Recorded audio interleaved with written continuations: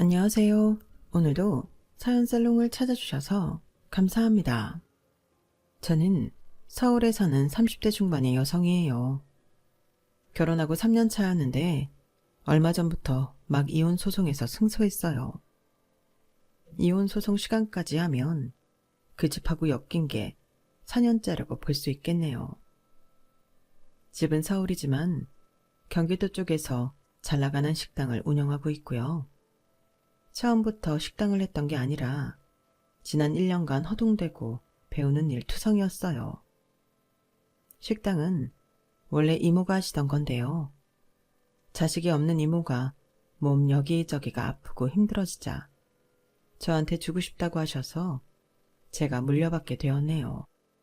다행히 엄마가 가끔 이모랑 레시피를 주고받고 식당에 대해 이야기를 했던 때가 있어서 엄마 도움을 받고 있어요. 엄마는 요리하는 건 좋아하셨고 나름 맛있는 레시피도 잘 만드셨는데 식당이나 사업을 하는 건 무리라고 안 하셨어요. 그런데 어째 딸 때문에 결국은 식당 일에 관여를 하시게 됐네요. 지금은 2살 된 딸아이와 제가 같이 살고 있고 도우미 아주머니와 엄마가 가끔 오셔서 조금씩 집안일을 도와주고 계세요. 어린 딸도 있는데 왜 이혼을 하나 싶은 분들 계실 거예요. 하지만 저를 만만하게 보고 자기들 돈줄인 줄만 아는 사람들하고는 관계를 끊어야겠다고 생각했어요.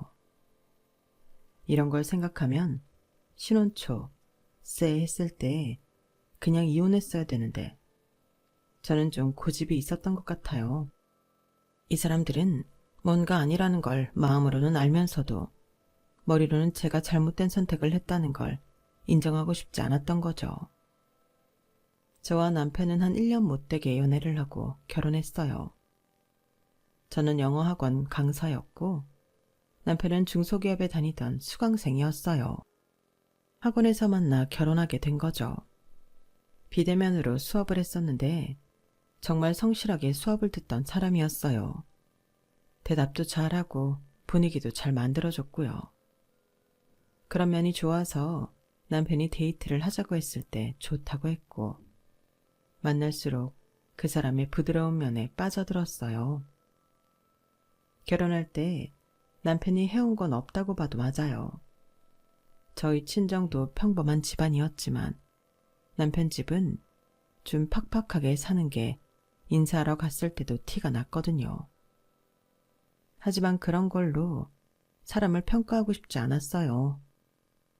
물론 더 잘 살면 좋았겠지만 저는 제가 좋아하는 사람 한 명 보고 살고 싶었어요. 남편도 그렇다고 믿었고요. 은영아, 내가 너 꼭 행복하게 해줄게. 설마 내가 너 하나 책임 못 지겠냐? 니네도 그렇고 우리도 그렇고 아버지가 없잖아. 동병상련이니까 서로를 잘 이해할 수도 있는 거고. 그래도 우리 아빠는 돌아가신 지 이제 2년이라 오빠처럼 어릴 때 돌아가신 거랑은 달라서. 중학생 때 돌아가셨다고 했지? 내가 잘 이해 못하는 것도 있을 거야. 뭐 그래도 나 행복하게 해준다니 기분 좋네. 남편은 주말에 저희 집에 와서 점심을 직접 만들기도 하며 엄마한테 잘 보이려 애를 썼어요. 그 바람에 처음에는 남편을 탐탁치 않게 여겼던 엄마 마음이 움직였죠. 남편이 회사에서 영업 쪽 일을 하는데 회사 자체가 워낙 규모가 작다 보니 엄마는 제가 좀 더 조건이 좋은 사람을 만났으면 하셨거든요. 이모는 웬만하면 제 편이 되어주셨는데 이번만큼은 엄마랑 뜻이 같더라고요. 하지만 저는 남편이 착하고 좋은 사람이라고 믿었고 두 분을 열심히 설득했어요. 엄마, 창석이 오빠 나한테 정말 잘해. 강의를 줌으로 하면 얼마나 힘든 줄 알아? 호응에 대고 혼자 쇼하는 기분이라고. 그럴 때 정말 열심히 들어주고 열심히 반응해줬어. 그거 쉬운 거 아니야. 직접 만나보니 줌으로 보는 거나 똑같더라고. 나는 꼭 행복하게 해주겠다 약속했어. 에휴, 난 모르겠다. 네 이모도 마음에 안 드는 것 같은데. 엄마나 이모는 살아온 세월도 있고 사람들하고 부딪혀봐서 어느 정도 느낌이라는 거 있거든. 근데 뭔지 모르게 별로란 말이야. 그거 다 선입관 아닐까? 창석 오빠가 작은 회사 영업직이라 이미 별로라고 생각한 거 아니냐고. 그때까지 잠자코 있던 이모는 제 말을 듣고 조심스럽게 말씀하셨어요. 은영아, 이모가 은영이 정말 사랑하는 거 알지? 네가 하는 거 언제 안 된다고 한 적 있어? 근데 사람은 많이 만나봐야 돼. 특히 결혼 상대는 더 그래. 정 그러면 좀 더 연애를 해보고 결혼을 할지 안 할지 정해도 되지 않아? 요즘 코로나 때문에 식장에 하객 들어오는 것도 어렵잖아. 사람들만 많이 오면 뭐해. 정말 우리 축하해줄 사람들 있으면 되지. 창석 오빠도 그렇게 말했어. 제가 고집을 부리자 엄마도 이모도 못내 안타까워하셨어요. 두 분은 제가 더 조건이 좋은 집안 남자를 만나길 원하셨죠. 어떤 부부가 안 그렇겠어요. 그런데다 남편이 어쩐지 마음에 안 든다고 하시더군요. 이모는 돈 많은 남자 만나 결혼했는데 부부 금슬은 좋았지만 자식이 없었고 이모부도 10년 전쯤 돌아가셨어요. 이모는 이모부 이런 슬픔을 잊는다고 이모부가 물려준 건물에서 고급 한식당을 하기 시작하셨는데 그게 완전 잘 된 거죠. 이모가 워낙 센스도 있고 음식도 정갈하고 맛깔나게 하시긴 했어요. 엄마도 그렇고요. 저도 대학 때는 가끔 홀 서비스 도와주기도 했는데 식당 내에서도 규칙을 잘 정하셨던 이모는 제가 있는 게 오히려 직원들 동선을 흐트러뜨린다고 해서 설거지를 돕고 야채 다듬는 일을 했던 게 생각나네요. 남편은 연애할 때 이모 식당에 같이 가서 밥 먹고 인사한 후부터 저한테 결혼하자고 졸랐어요. 지금 생각해보니 그래요. 그리고 결혼을 하기로 약속할 무렵 저한테 물어보더군요. 이모님 식당 장사 진짜 잘 되는 것 같아. 입소문도 잘 나고 음식들도 맛있고 보기에도 좋아서 그런가 봐. 매출 장난 아니겠어? 얼마쯤인지 알아? 아니, 나 그런 거 물어본 적 없어. 이모가 식당 손님이 없어서 힘들어하신 적은 없어. 코로나여도 포장 주문도 꽤 있고. 있잖아, 이모님 자식이 없잖아. 니네 집안의 자녀라고는 딱 너 하나고. 그럼 네가 물려받는 거 맞지? 그렇지? 아니, 이모랑 엄마 친자매니까 그렇기는 해도 사촌들은 좀 있어. 그리고 그건 이모 마음이지. 나도 몰라. 나중에 말이야, 네가 그 식당 물려받게 되면 내가 실장 같은 거 할까? 식당 관리하는 거 말이야. 매출도 어때? 괜찮지? 내가 영업이라니까 장사 어떻게 해야 할지는 잘 알지 않겠어? 그렇게 해서 식당도 더 키우고 본점도 내고 어때? 좋지? 아니 무슨 식당에 실장이 있어. 아 몰라. 그런 말은 물려받고 나는 거고 어떻게 될지 모르잖아.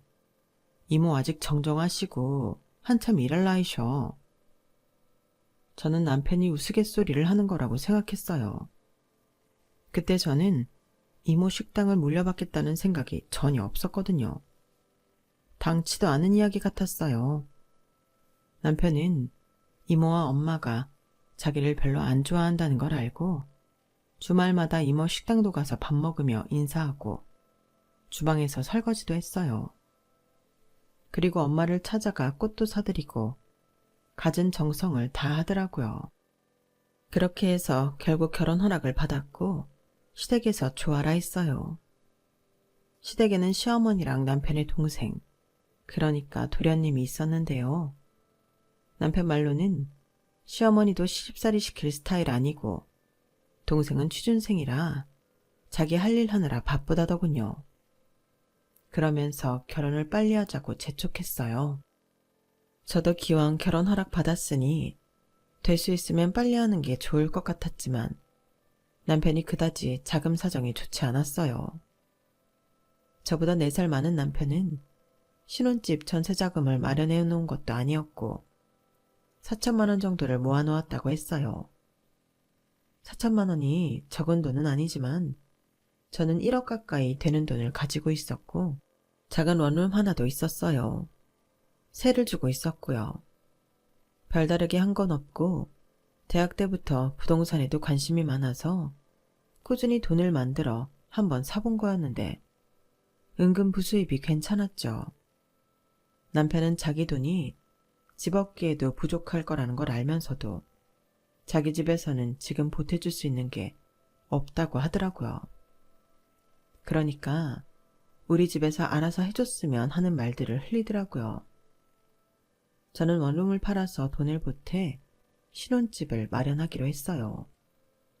그러면서 내심 불만인 걸 우회적으로 표현했죠. 오빠, 나한테 그 원룸이라도 없었으면 어쩌려고 했어? 오빠 대출받아도 집값 보태는 거 지금 반밖에 안 되는 거 알지? 그래서 나는 우리 본가에서 함께 사는 것도 나쁘지 않다 싶었어. 뭐 요즘 사람들 무조건 다 따로 집 얻어서 사는데 나는 그게 옳다고는 생각 안 하거든. 같이 사는데도 장점도 있을 텐데 말이지. 그런 건 없다는 식으로 무조건 선을 긋는 건 아니지 않아? 은영이 너 이성적인 얘기니까 잘 생각해봐. 이거는 이성적인 문제가 아니지. 생활인데. 신혼 초에 어느 쪽이든 부모랑 같이 사는 게 편해? 아니잖아. 더구나 여자들한테 시댁이 얼마나 벽이 높게 느껴지는데 시댁에 들어가서 살자는 말을 아무렇지도 않게 해? 그건 아니야. 그렇게 집 문제가 마무리됐고 결혼을 하기는 했어요. 그때 남편이 하는 말들에 고개가 갸웃하기도 했고 시댁에서 해줄 게 없다고 해서 엄마한테 참 미안했는데 그럼에도 결혼을 했다는 건 남자한테 미쳤었다고 욕먹어도 할 말이 없네요. 저는 남편이 저 하나 행복하게 해준다는 말을 믿었어요. 그만큼 말을 신뢰 있게 했고 너무 진심처럼 느껴졌거든요. 그런데 시어머니와 시동생은 정말 만만한 사람들이 아니더군요. 시동생은 저보다 2살이 어리니 남편하고는 6살이나 차이가 났어요. 그래서인지 시어머니가 유독 막내 아들 거리며 되게 예뻐하더라고요. 남편도 다 큰 성인을 계속 애 취급했고요. 결혼 전에는 몰랐는데 그 시동생이 제가 아는 혼수부터 사사건건 트집을 잡았었다는 거였어요. 돈도 많으면서 아낀다고 짠순이라고 했다는 거예요. 그러면서 제가 시댁을 무시하니까 이러는 거라고 했대요.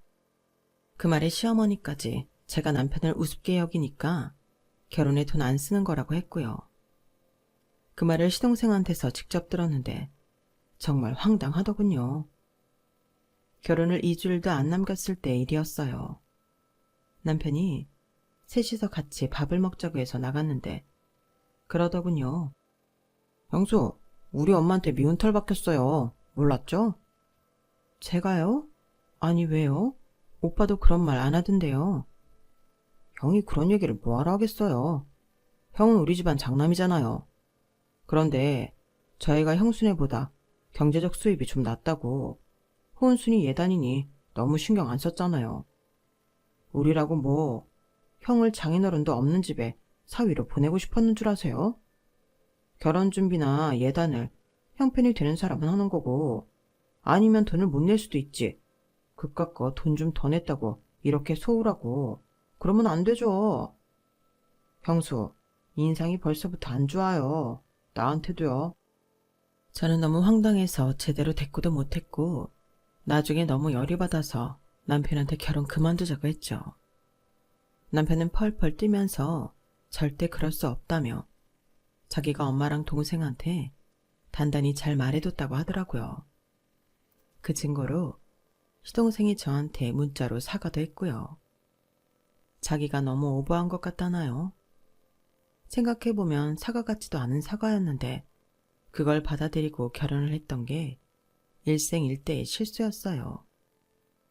남편은 저한테 자기가 엄마랑 동생 안 보고 사는 한이 있어도 저랑은 못 헤어진다고 해서 그 말을 믿고 결혼한 거나 마찬가지였어요. 남편이 제 생각을 먼저 해주고 시댁과 저의 사이에서 소통 역할을 해줄 거라고 생각했죠. 하지만 그렇게 결혼을 한 후 남편은 점차 자신의 본 모습을 드러내기 시작했어요. 딸을 낳고 나니 남편은 정말 제가 다 잡아놓은 물고기인 양 굴더라고요. 그래도 어찌됐든 시동생이나 시어머니가 저를 건드리면 대충 중재하는 척이라도 했는데 이제는 아이 때문에 꼼짝없이 자기네 집 귀신으로 살아야 되지 않겠느냐며 그만 징징대라고 하더군요. 정말 무섭고 소름 끼치는 말이었어요. 그렇다고 제가 시댁에 소홀했냐 하면 그런 것도 아니었어요. 저는 시동생 데이트 상대까지 챙기려고 노력했거든요. 그렇게라도 관계 개선을 해보려고 했던 건데요. 오히려 저한테 이런 건 취향에 안 맞는다. 저런 건 요즘 트렌드가 아니다. 뭐가 별로다. 다음에는 이런 걸로 해와라. 교환해달라 등등. 정말이지 얼마나 스트레스였는지 몰라요. 시동생은 저보다 어린데도 저나 친정을 상습적으로 무시하곤 했어요. 아니, 좀 있는 집인 줄 알았는데 이건 순 깡통이야. 형이 속았지 원. 이런 말을 하는데도 시어머니나 남편은 시동생한테 말 한마디를 안 했어요. 둘한테는 그저 항상 어리고 너무 귀여운 아들이고 동생이었던 거죠. 당시 시동생은 이혼한 여자와 사귀고 있었는데 얼마 안 있어 결혼을 할 거라고 하더군요. 여자가 능력이 있어서 온라인 쇼핑몰 사업을 한다고 했어요. 그러면서 가끔 그 여자의 아들을 봐준다고 데리고 있었는데 어찌나 제멋대로인지 저를 막 때리고 눈 똑바로 뜨고 쳐다보기도 했어요. 5살 아이였는데 애가 그럴 수도 있지 라고 생각하시겠죠. 물론 그렇긴 한데요. 예의라고는 눈꽃만큼도 배우지를 못했어요. 저도 전에는 몰랐는데 아이라도 주먹을 쥐고 있는 힘껏 사람을 때리니 너무 아프더라고요. 아프니까 자연스럽게 화가 치밀었고요.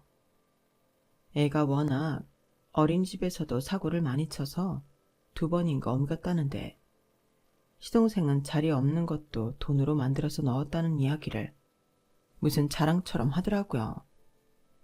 자기가 사귀는 여자는 이 정도로 재력 있다라고 과시하고 싶었나 봐요.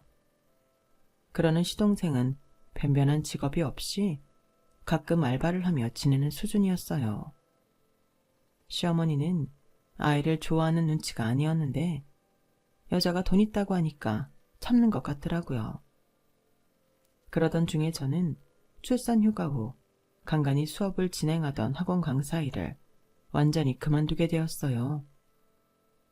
집안일 육아, 그리고 아이 키우는 것까지 하는 건 저한테 무리더라고요.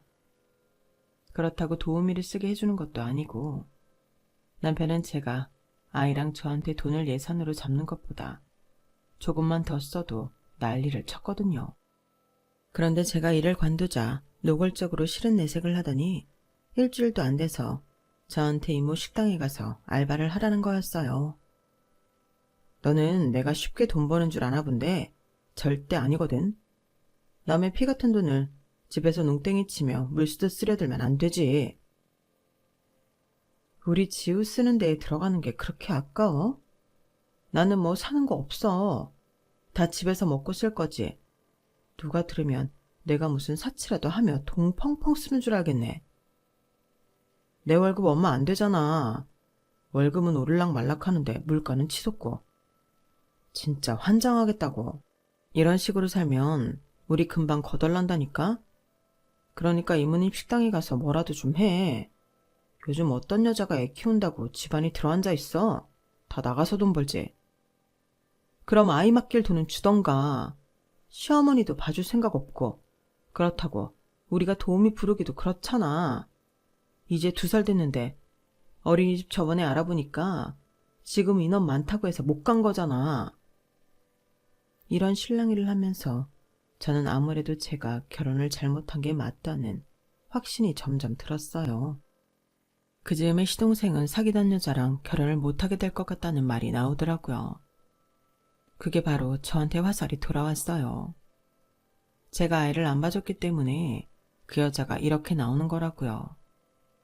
사실 시동생이 그 여자아이를 데리고 있으면서 제대로 돌보지를 않았거든요.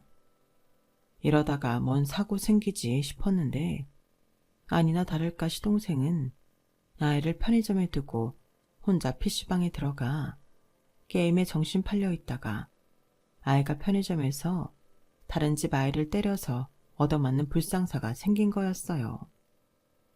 그러니까 제가 우리 딸 보면서 같이 봐줬으면 이런 일이 안 생겼을 거라는 억지였어요.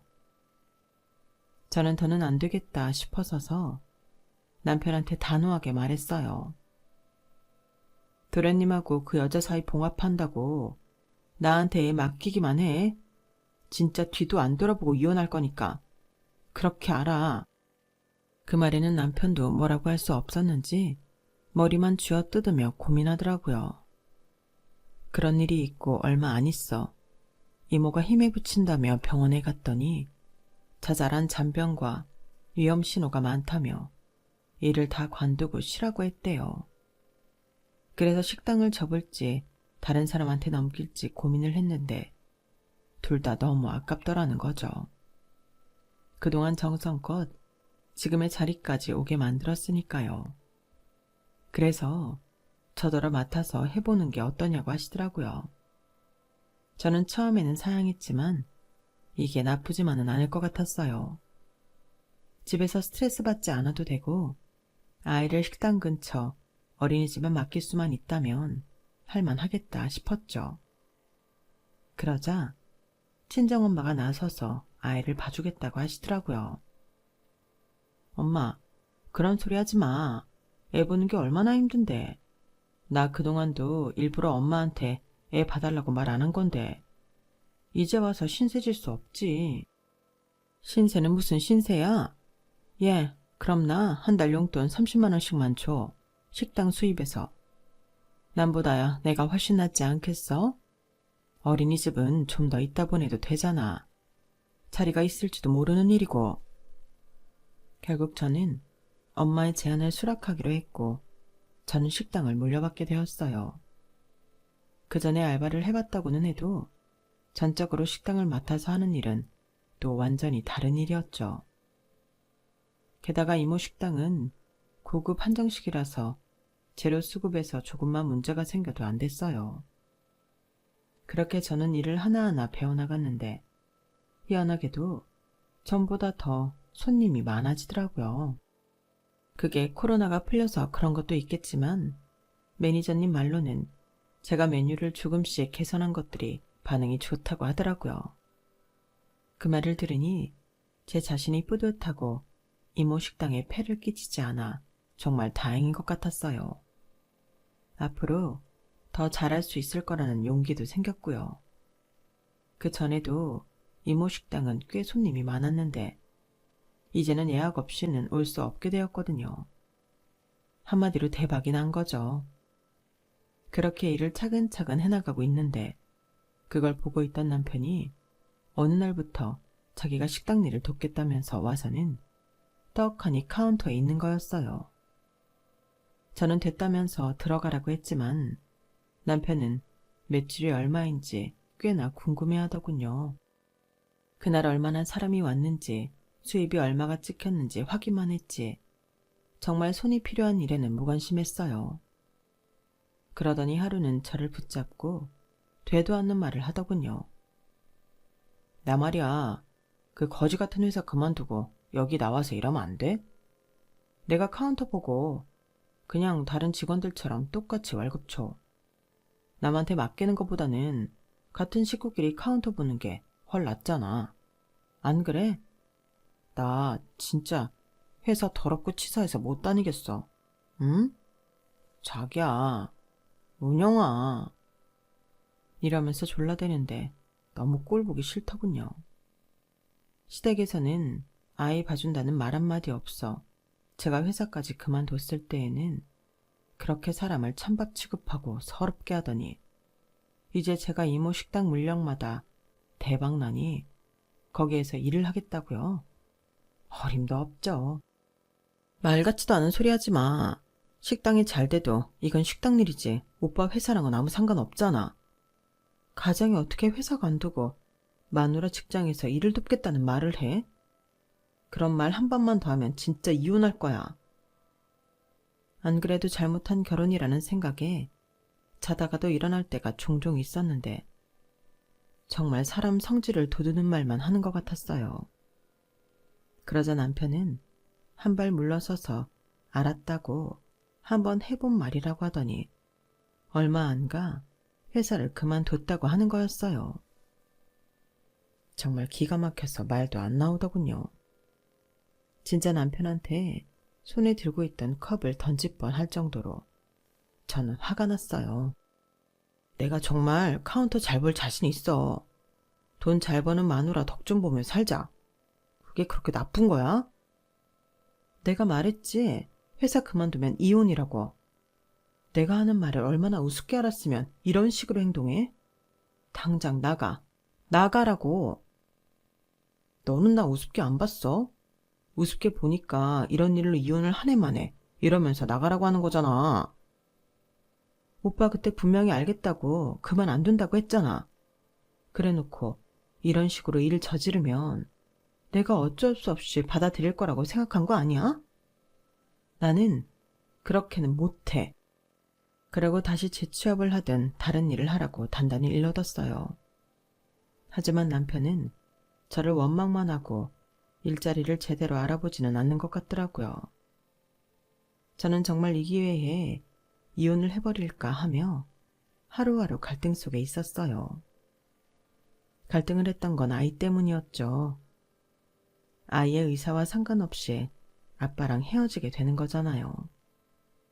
그런 생각을 하며 이혼 서류 접수하고 싶은 걸 꾹 참고 있는데 다른 쪽에서 또 저를 뒤집어지게 만드는 건 시어머니와 시동생이었어요. 시어머니는 제 식당이 잘 된다는 걸 알고는 갑자기 모든 물건을 다 백화점에서 사기 시작했어요. 그러면서 용돈 요구도 많이 했고 생활비도 더 달라고 하더라고요. 용돈이야 제가 드릴 수 있는 거지만 갈수록 심하다는 건 느끼고 있었어요. 그런데 제가 남편이 회사 관둔 것 때문에 사이가 안 좋은 걸 아는지 모르는지 저를 좀 만나야겠다며 연락을 했더라고요. 저는 화요일에 식당을 쉬었기 때문에 그날 시댁에 시어머니를 만나러 갔어요. 아이는 친정에 맡겼고요. 남편하고는 같이 가지 않았어요. 어차피 나빠진 사이이고 이혼도 생각하는 마당에 사이 좋은 척 코스프레를 하고 싶지는 않더라고요. 그런데 집에는 시어머니 말고 시동생도 있더라고요. 시동생이 평일에 본가에 있는 건 처음 보는 일이라 그 여자랑 완전히 끝난 건가 하는 생각이 들었어요. 그런데 둘의 입에서 나온 말은 저를 열받게 만들었어요. 너 참 얼굴 보기 힘들구나. 만나려면 날짜까지 정해야 하고. 그만큼 식당이 잘 된다는 뜻이라 나쁘지는 않다만. 그래서 말인데 니네 식당 그거 완전 대박이잖아. 창석이 말로는 매출도 꽤 된다고 하던데. 정말 그래? 그런 건 왜 물어보시는데요?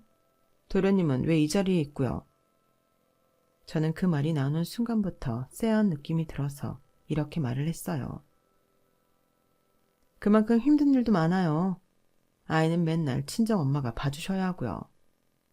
엄마가 너무 고생하시는 것 같아서 도우미도 붙여드렸어요. 아, 그래. 너도 나름의 고충이 있겠지. 근데 너보다 더 힘든 식구도 돌봐야 하지 않겠어? 너 말이다. 여기 우리 둘째 창민이 지금 그 여자가 안 만나겠다고 하고 해서 말이 아니다. 여자집에서 능력 없는 남자가 싫다나? 아이고 참, 지 딸은 한방 갔다 왔으면 남의 아들 능력 탓은 왜 그렇게 하는지. 그 여자도 괜히 요즘 창민이한테 쌀쌀맞게 굴고 말이야. 일이 이렇게 됐으니 네가 2호점을 내서 우리 창민이한테 줘야겠다. 네, 형수. 저 진아랑 헤어지면 못 살아요. 그러니까 저 2호점 만들어서 주세요. 어차피 형수 이모님 거 물려받아서 형수님 돈 남는 거 있을 거 아니에요. 마치 맡겨놓은 것처럼 구는데 더는 못 참겠더군요. 제가 왜 2호점을 차려줘요? 뭐 때문에요? 내가 여태 말한 걸 이해 못했니? 이제는 네가 잘 나가니까 힘든 식구 돌봐야 된다고 했잖아. 하나밖에 없는 네 시동생 가게 차려주는 게 그렇게도 힘든 일이니? 그럼 저한테 월세도 주고 프랜차이즈비도 줄 거죠? 와, 형수 너무하네. 싫으면 싫다고 하지. 그게 무슨 말도 안 되는 소리예요. 네, 저 싫어요. 해주기 싫다고요. 식당에서 일할 테니 월급 달라고 해도 해줄까 말까 한 판국에 이건 도둑놈이 따로 없네. 뭐예요, 형수? 말 다 했어요? 도둑놈이라니. 누가 도둑놈이라는 거야? 동생의 얼굴이 벌개져서 저한테 대들자 시어머니가 일단 말리더군요. 저한테 밉보여 좋을 거 없다는 듯 눈짓을 하면서요. 식당 해주는 게 안 되겠으면 우리 창민이 매달 600만 원씩만 다오. 우리 창민이가 식당 하면 그보다도 더 벌겠지만 내가 생각할 때에는 그 정도면 창민이가 그 여자랑 헤어지지 않을 것 같구나. 아니, 이 집 식구들은 나한테 돈 보따리 맡겨놨나? 저 결혼할 때부터 뭐 하나 해준 것도 없으면서 그렇게 큰 돈을 매달 달라는 말을 아무렇지도 않게 하세요? 됐고요. 없던 셈 칠 테니 이만 저는 갈게요. 그러자 시동생이 펄펄 뛰고 난리를 쳤어요. 이게 무슨 가족이야. 지만 잘 먹고 잘 살겠다고 저러는 게 무슨 도움이 돼? 내가 형한테 얘기해서 이혼하라고 할 거야. 이혼. 어디 이혼녀로 애 데리고 혼자 잘 살아 보시든가. 치우애미야, 이건 정말 아니지 않냐? 이건 가족도 아니지. 창민이가 저런 말하는 거 당연한 거다. 세상에, 내가 이렇게 독한 년을 며느리라고 뒀다니? 어떻게 지 손에 쥐고 한 푼 내줄 생각을 안 할꼬. 너 우리 창석이하고 살기 싫으면 그렇게 하든지. 가만 보니 이 집 식구들은 제가 남편하고 살고 싶어 안 달란 줄 안 모양이더군요. 저는 가소롭다는 듯 웃은 다음에 정신 나간 척 두 사람 앞에서 다소곳이 절을 했어요. 이렇게 이혼을 허락해 주시다니 그럼 얼른 해야죠. 안 그래도 지우 키우는 데에도 도움이 안 되고 제 앞길만 막는 오빠랑 댁들 어떻게 하나 고민하고 있었거든요. 이혼하고 싶은데 아주 저를 응원해 주셨어요. 시어머니와 시동생은 제가 싸우려고 달려들거나 뭔가 해줄 줄 알았다가 그럼 이혼하겠다고 하니 놀라서 아무 말도 못하더라고요. 저는 거기에 한마디 더 쏘아붙였어요. 김창석 그 인간이 회사 관두고 식당 카운터에 있겠다고 해서 이혼 접수하려고 하던 참이에요. 제가 분명히 말했거든요. 회사 관두면 이혼한다고. 이 집 식구들은 왜 저를 둘러싸고 이렇게 자기들 멋대로인지 모르겠어요. 제가 왜 제 의견 존중 안 하는 이런 집구석하고 인연을 맺고 있어야 되나요? 애한테 귀감이 되는 것도 아니고요. 저 이딴 결혼생활 집어치울래요. 더는 어머니한테도 도련님한테도 지갑 노릇하기 싫고요. 그럼 집에 가서 그 인간 짐은 챙겨보낼 테니 그렇게 알고 계세요? 아니, 창석이가 회사를 그만뒀다니 그게 무슨 소리냐? 회사가 거지 같다나요? 그러면서 나왔으니까 물어보세요. 그런 얘기는 안 했나 보죠? 이건 전적으로 그쪽들이 잘못해서 하는 이혼이니까 재산 분할 따위는 없어요. 위자료는 제가 청구할 거고요. 제가 이렇게 말하고 나가자 시어머니랑 시동생은 놀라서 저를 붙잡지도 못하고 안절부절이었어요. 그리고 집에 왔더니 조금 있다가 남편이 외출했다가 와서는 무조건 제 앞에 무릎을 꿇더군요. 나 엄마한테 무슨 일이 있었는지 다 들었어. 내가 엄마랑 창민이 완전 뒤집어 엎고 왔어. 그러니까 이혼만은 하지 말자. 응? 엄마도 창민이도 없었던 일로 하기로 했어. 제발 화풀고 이혼하자는 말만은 하지 마. 나 완전 질렸어. 너나 니네 식구들한테 두 손 두 발 다 들었다고. 왜 이렇게 다들 당당하게 맡긴 물건 찾들 돈을 요구해?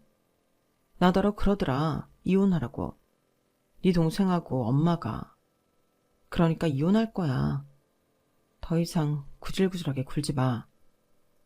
지호를 생각해봐. 지호, 아빠 없는 애라고 어린이집이고 유치원에서 손가락질 당하는 거 좋아? 친가가 엄마 등에 빨대 꽂고 빨아먹는다는 소리 듣는 것보다야 낫겠지. 남편은 제 결심이 확고한 걸 알고는 아주 싹싹 빌더라고요. 말 그대로요. 하지만 저는 냉정한 상태였고 이혼이 맞다는 결론에 이르렀어요. 그동안 식당 운영을 하면서 자신감이 많이 붙은 것도 사실이었고요. 남편은 돈줄인 내가 이혼하자고 하니 저렇게 사과하는 척 하는 거고 그냥 살면 다시 예전으로 돌아갈게 그냥 보이더군요.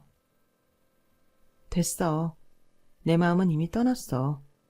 내가 직장 관두지 말라고 말했는데도 나한테 말 한마디 없이 그만뒀잖아. 시어머니랑 당신 동생 때문에 힘들 때 언제 한번 내 편 대줘봤어? 지금까지 나한테 있었던 일 전부 이혼 사유야. 그러니까 그만 갈라서자. 그렇게 해서 저는 그날 남편의 짐을 차로 실어 시댁으로 보냈고 곧바로 따로 살기 시작했어요. 시어머니랑 시동생이 돌아가며 저를 어르고 달랬지만 저한테는 통하지 않았죠. 그리고 앞으로 용돈도 일절 없다고 하자 더는 저한테서 아무것도 안 나올 걸 알았는지 시어머니도 시동생도 연락 한 번 안 하더라고요. 그렇게 해서 저는 이혼을 하게 됐네요. 아이가 있어 시간이 좀 걸렸지만 결국 법원은 제 손을 들어줬어요. 저는 지금 아이와 둘이서 친정엄마 집 가까운 데서 살고 있어요. 이모도 몸이 좀 좋아져서 저희와 왕래하며 지내고 있고요. 저한테 식당 맡기기를 잘했다고 너무 좋아하시네요. 일은 바쁘고 몸이 힘들 때도 있지만 마음이 편하니 모든 게 살맛나네요.